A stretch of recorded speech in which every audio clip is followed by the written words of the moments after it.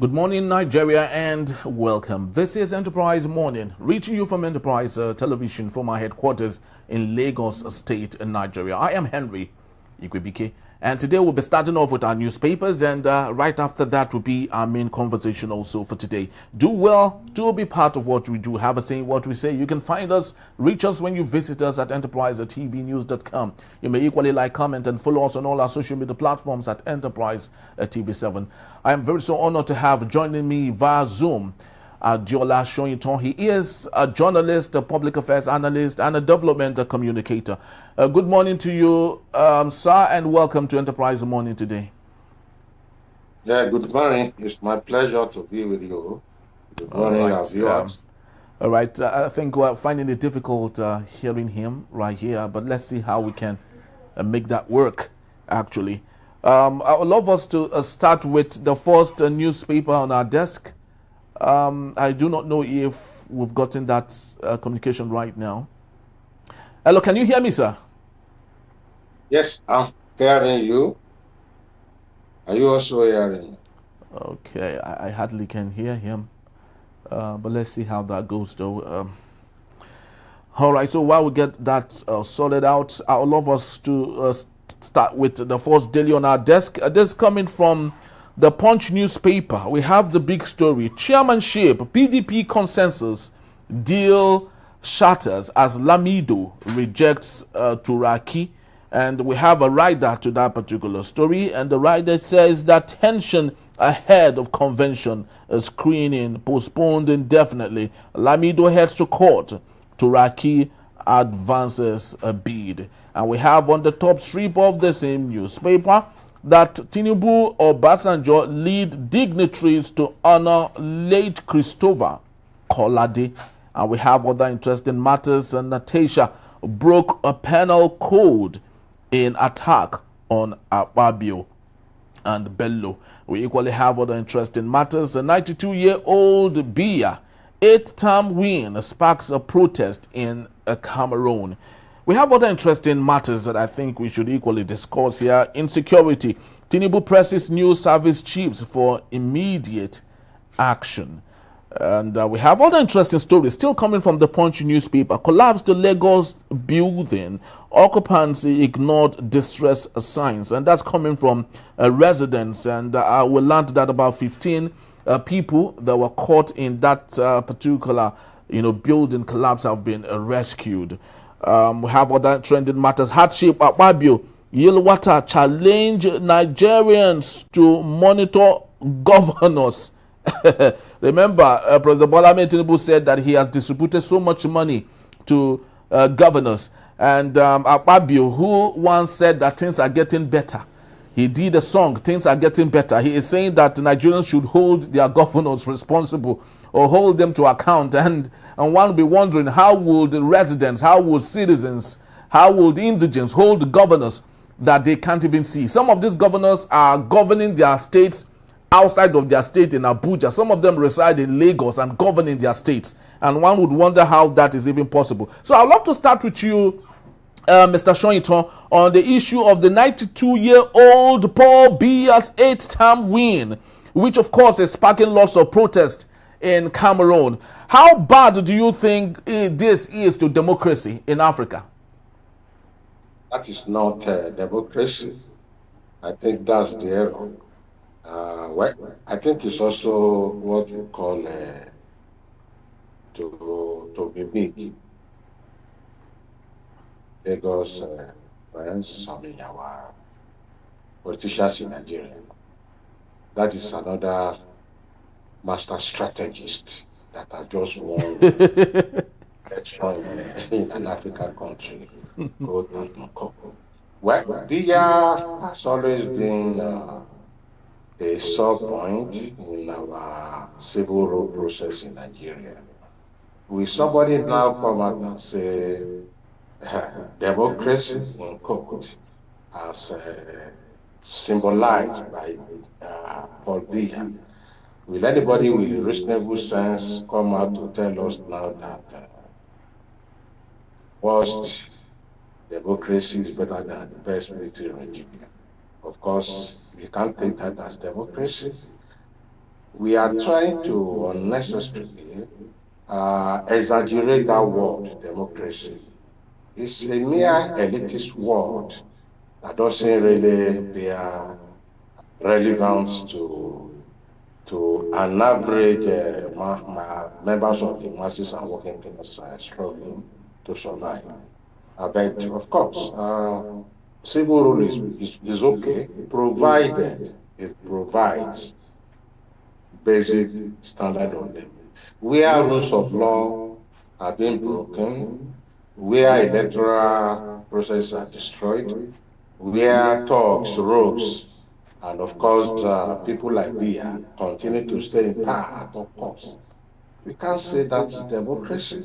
So we should learn a lesson because I was also part of those who make a statement in those days that the worst of a civilian is better than the best of a military coup, which is a lie now. It's obvious it's a lie when you look at what is happening in different African countries. And I'm also saying that we should correct one thing that have been said over the year that people deserve government decade. I want to disagree with that. No, it is not. Because people don't have option. You know, they are the rogue in power control the military, the police, of course, all armed forces, and the electoral, the judiciary. Look at history of Beia. It's been coming from the position of weakness to strength, and enabled, aided by the parliament, by the judiciary, by the electoral value, even by some of his sacrifice, the abakus that I used to call them. I always call them in Nigeria. Those who are hard-hardened sycophants of government, they are a minority, but they are loud mouthed. They are just the people that will think that, well, so far minority is gaining, let us promote dictatorship. Dictatorship of Sibila is even worse than the dictatorship of the military. How? Because you know that you are dealing with the military and you can use all methods, avenues to fight back. But here, in the so-called democracy of Bolivia, you'll be restricted to use legal process, rule of law process, which is a farce. The reality has shown. How can a 92-year-old man, I mean, I don't even think the man is connecting again. Maybe some. Yes, he can connect again. Yeah. Maybe some people just put him there as a toy. We saw him in different places when he got to United Nations and other places. He could not even understand what was going on around. It's obvious. So, the Cameroon people should know that their fate is in their hand. They may be low now, but they must, in one way or the other, continue to protest against this old man. Can you imagine? I think they give himself another 7%, 72, 92%, 99. And it's not doing anything. How can even in the country have, tenure of 7 terms or so terms? How? And it always starts with this messianic syndrome. He's a messiah. He's the only one that can do it. He's a master strategist. He accepts people. He has built people. Meanwhile, what Biya was doing was just building people around his personal interest to be a dictator. And he has been a dictator in civilian regime. It's worse than a dictator in military regime because we know it's like going to the forest. When you go and meet a lion, you know how to prepare for it. But when you go and meet a forest that you think is contains of snails and tortoise, and you find a lion, then you are in danger. That is the issue. I want to appeal to other African countries why I'm in support of ideal democracy with the military. I want to appeal to other African countries, including Nigeria, that this kind of Polybius democracy should not be tolerated. By all means, it has to be fought against, or else we are going to lay foundations for further rogue civilians to come in and say they have voted for, who voted for them. Okay, we'll vote for here. But he will get some votes. And that was my immediate worry. That at least, let's even say the man, I mean, the man didn't even know what he was doing. Got, he definitely got some people who voted for him. Those are the psychiatric patients that we people should re-examine. I mean, because how can I want to go and vote, and I will vote for a Senai 92 man? You as a young man, to pilot your affair, I affair of your children. How? So it means the person who exercise this discretion is also worse than beer. That's the truth.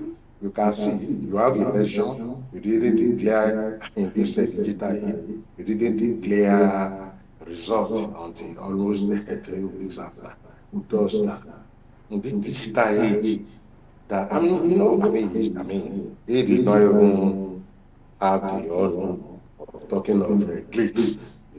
I mean, we will have talked of glitz. I mean, I didn't hear of any glitz. They just say they are regulating and they will announce results And it's actually very so unfortunate. Yes, yes, it's yes, very very crazy and disturbing. And the funny thing is that Paul Biya, the 92-year-old great grandfather, wasn't even present at any point. He didn't participate in the campaign. He didn't participate. He wasn't even available at all. It was a mascot of him that was present, and it's you can see how bad the situation is. A master strategist in Cameroon, which is equally looking like what we have unfortunately in Nigeria. But I'd love us to take on another matter, because you talked about the legislator or the legislature actually aiding and abating, some of the problems that we have in different parts of Africa. But let's take a look at another matter. Hardship, Akpabio, Yilwata challenge Nigerians to monitor their governors. Does it really make any sense? Because these are lawmakers that should be making laws to ensure that things work in Nigeria. Rather than do that, they are asking us Nigerians to monitor the governors that we can't even see. Some of them are governing their states from Abuja and Lagos. Speak to me on this, please. Well, Akpabio, as Senate President in Nigeria, is a reflection of the degeneration that the nation has become. This is a man that has, allegations of multi-billion naira on his head, and yet he became the Senate President. That tells you the process of the elitist way of processing judicial whatever about corruption. A man like that, either being alleged or not alleged, should not even step any seat, not to talk of any senator. But it's understandable when you look at from the past till now, even in states, the governor, the president likes to put somebody that has moral body, debt body, credential body as speaker or president of the Senate, because it will be easily controllable. There is always a permanent blackmail. If you don't do what you want you to do, you just call the FCC, the one you until when the president or the governor finish with him. So if Akpabio is giving advice, I don't. Akpabio at best, after the governor, after being the governor, should have just been an organizer of his, beauty pageant for his interest in women. It just be, instead of going to political arena, just be organizing this mistake, this is what is Nigeria. Maybe Ben Bruce should have incorporated Akpabio into his beauty pageant programs instead of disturbing us. I don't listen to Akpabio coming from people like that. I don't, because it doesn't have the moral right. Who investigated it? Okay, how do you want to investigate a governor that knows? The best we can look out for is the chairman of the local government. But for those who stay in that local government, governor that will have submarine, know him. when it's gone. And I want to say something. That is what I continue to say, even before now, that look, bad president leads to worse president. Tinubu Odili, another set of 1999 governor. This did what they did and actually got away with it. They put their hands, their mouth in state fund and acquire their state processes. So the governors are also, following their path. But when you give much money, instead of giving people to get their subsidy through petrol stations, through different support like agriculture and the prices, so the price will go down. You removed subsidy with the promise that things will get better, that oil will come down, that food will come down. Now you did that, you give money to governors. Of course, it's a bribe for 2027. That's how I see it. If not, you know how people stole in 1919 when you started till 2023 or 2027. You know your power emanated from having much more state fund in your pocket as government, to buy people, to make them become human commodity for the nation. So the governors are doing the same thing. They are doing the same thing. They are doing the same thing. But they want to own their state. They want to control the political machinery in their state. They want to control the National Union of Road Transporters. They want to control political talks. They want to control CPA. They want to bribe people. They want to control students. They want to control civil society organizations. They want to buy human rights activists over to them. They want to control the judiciary. So you give them much money. People are suffering. So what do you expect them to do with money when they still have intention to go forward and to become something else, and also to put people in power? It's done. That was what Wike did. That was what Tinubu did. That was what they did. A lot of them were doing that. That was even what Payo did. So it's a trend. It's a culture of overpowering their state, getting richer than their state. He knew this. A genuine president will have knew this and stop it by not giving them more money and not removing subsidy. People should have gone ahead. Okay, who is talking of palliative now? Just the palliative. And I know my own tribe, Yoruba. They don't like queuing for food. Now hunger is everywhere. I know people in my community that have said their wife back home, just go, don't want to.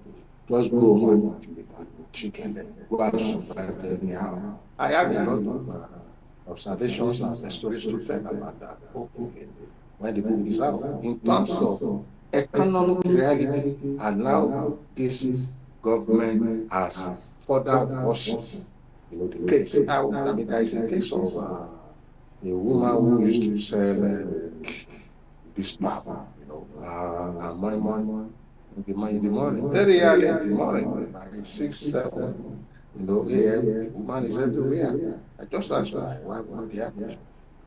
Here, I want to read my child. The woman is no more doing that. Wow. Because she could not afford.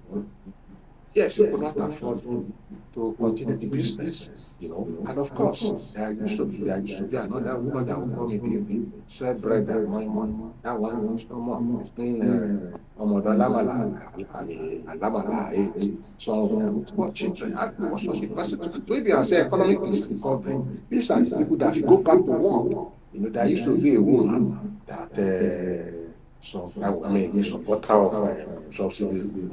People are trying to support criminality against themselves, but they don't know that I hope they learn. Because we never the nation was coming. I give everybody opportunity to discuss any plan to hear. But I became the minority. Let them subsidy. You was getting a chance. That what two things she was sure about was that food price will come down. Price oil will go down. They will tell me, I'm probably let Tinubu remove subsidy. Now, The woman used to sell, we are talking about wine, because she used to sell fish, used to sell pepper soup, this fish with pepper, used to sell pepper soup, assorted meat, used to sell beer. Now the woman will not sell those. Is managing to sell okuro now. So that's how you measure economy, not all the paper content about that. And the woman has not come back. The woman hates Tinubu more than armed robber now. And he said, "Ah, Baba, there's something we want." I said, well, maybe because I had higher political consciousness. Now we fight the subsidy over societies. So how can I fight subsidy over? I mean, I continue to fight. I got subsidy over it, even in during Jonathan's time. So how do we now support that? Particularly with somebody like even Buhari that I tagged my authority integrity. I fought that time. And the man, to be honest with him, what the Shylocks, the Rogues Temple, and he said he would never do subsidy. In one of his interviews, while he was campaigning, even when he came in, he said that it's going to affect the poor. That is he's not going to devalue the currency. That is going to affect the poor because he knows that the poor is going to suffer. Now, a Babu integrity person remove it like well, I don't want to use the word prophecy, no, but you remove just only 1 hour cause a lot of trouble, multiplier effect problem, adverse problem. I mean, adverse multiplier effect on the economy, and up till now, nothing has been researched. And I always tell some of these close ones that look, I can only assure that I can only be assured that the economy is bad. When the two we are already come back to their business, and my young and sell start selling, I mean, I targeted and it did not. I mean, Very, very you don't, true. you don't. And myself as a person, Yeah, I yeah, know very true. how much I have gone in terms of the value, the wealth, the value, how much I knew. I mean, even it's affecting Very well. individuals and family. Very So well, this sir. is unfortunate. Very so unfortunate because this is riddled all over the place. Unfortunately, just like you did say, we have sycophants who are still, parading about town on how awesome the president is, on how awesome his administration is. But of course, those in the grassroots are still not feeling that development that he says he is bringing to the table. A 12.5 kg cooking gas is way above the feet of Nigerians, and you can see how bad the situation is. Just to let you know, ladies and gentlemen, that Mr. Adiola Shoyinton will still be here to take us on our main conversation. That is when we will return. Oworonshoki demolition, tears, anger as residents accuse government of land grabbing. In a bit, still Enterprise Morning. Don't go anywhere. I'll be right back.